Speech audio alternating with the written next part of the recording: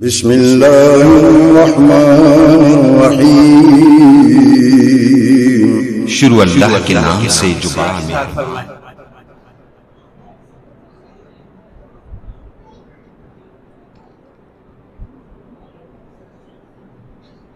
الحمد للہ وحدہ والصلاة والسلام على من لا نبی بعدہ اما بعد فاعوذ باللہ من الشیطان الرجیم بسم اللہ الرحمن الرحیم قال اللہ تبارک وتعالی فی القرآن المجید والفرقان الحمید اذا جاءك المنافقون قالوا نشهد انك لرسول الله والله يعلم انك لرسوله والله يشهد ان المنافقين لكاذبون وقال النبي صلى الله عليه وسلم من آذى شعرة مني فقد آذاني ومن آذاني فقد آذى الله ومن آذى الله لعنه الله ملء السماوات وملء الأرض لا يقبل الله منه صرفا ولا عدلا صدق الله العظيم۔ رسول مجتبی کہیے، محمد مصطفیٰ کہیے، رسول مجتبی کہیے، محمد مصطفیٰ کہیے، خدا کے بعد بس وہ ہے، پھر اس کے بعد کیا کہیے،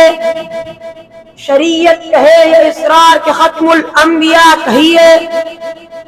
شریعت کہے یا اسرار کے ختم الانبیاء کہیے، محبت کا تقاضا ہے کہ محبوب خدا کہیے، جب ان کا ذکر ہو دنیا سراپے گوش ہو جائے،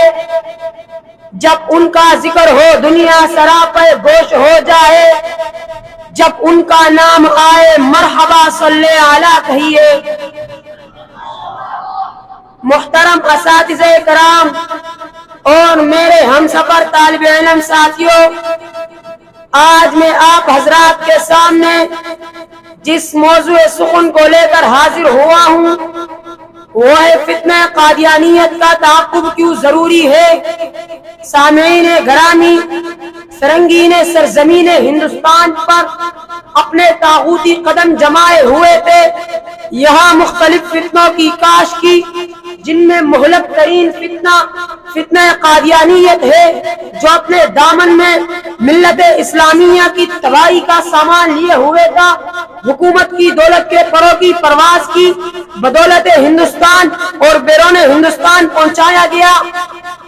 اور پھیلایا گیا، لیکن ایک صدی کی تاریخ گواہ ہے کہ ادھر اس فتنے نے سر اٹھایا اور ادھر اسلام کے سپورٹ اس کی سرکوبی کے لیے سر وقف ہو کر میدان کارزار میں کود پڑے۔ نبی اکرم کو تحریر، تقریر، مناظرہ اور مباحثہ کے میدان میں چت کیا، دلائل و براہین کے ہتھیاروں سے قادیانی شریعت کی بچیاں بکھیر دی اور گلی گلی، کوچا کوچا، کریا کریا، گاؤں گاؤں، شہر شہر گھوم کر مسلمانوں کو فرنگی نبوت کے زہرناکے سے خبردار کیا۔ سامعین محترم، ہم نے قادیانیوں کا تعاقب کیوں کیا اور دوسرے غیر مسلموں کا کیوں نہیں کیا؟ میں اس کا جواب عرض کرنے سے پہلے ایک مثال پیش کرتا ہوں۔ آپ کو معلوم ہے کہ شریعت میں خنزیر حرام ہے اور نجس العین ہے، اس کا گوشت کھانا، لینا دینا قطعی حرام ہے۔ ایک آدمی خنزیر فروخت کرتا ہے مگر اس کو خنزیر کہہ کر فروخت کرتا ہے، وہ صاف صاف کہتا ہے کہ خنزیر کا گوشت ہے، جس کو لینا ہے وہ لے جائے، جس کو نہیں لینا وہ نہ لے۔ لیکن یہ شخص خنزیر بیچنے کا مجرم تو ہے، مگر اس کے مقابلے میں ایک اور شخص ہے جو خنزیر اور کتے کے گوشت کو بکری کا گوشت کہہ کر فروخت کرتا ہے۔ مجرم وہ بھی ہے، مجرم یہ بھی ہے، مجرم دونوں ہے، لیکن دونوں کے جرم کی نوعیت میں زمین و آسمان کا فرق ہے۔ ایک حرام بیچتا ہے حرام کے نام سے، جس کے نام سے مسلمان کو گھن آتی ہے، اور دوسرا حرام بیچتا ہے حلال کے نام سے، جس سے ہر شخص کو دھوکہ ہو سکتا ہے، اور وہ اس کے ہاتھ سے خنزیر کا گوشت خرید کر اسے حلال اور پاک سمجھ کر کھا سکتا ہے۔ بس جو فرق خنزیر کہہ کر بیچنے والے اور خنزیر کو بکری دمبا کہہ کر بیچنے والے کے درمیان ہے، ٹھیک وہی فرق یہودیوں، عیسائیوں، ہندوؤں اور سکھوں کے درمیان اور قادیانیوں کے درمیان ہے۔ اس بنا پر ہم نے قادیانیوں کا تعاقب کرنا ضروری سمجھا۔